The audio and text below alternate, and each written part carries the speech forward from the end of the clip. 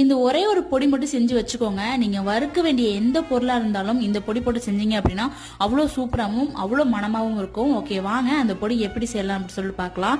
கண்டிப்பா எல்லாருமே கேட்பாங்க, என்ன பொடி போட்டு செஞ்ச இவ்வளோ டேஸ்டா இருக்கு அப்படின்னு சொல்லிட்டு.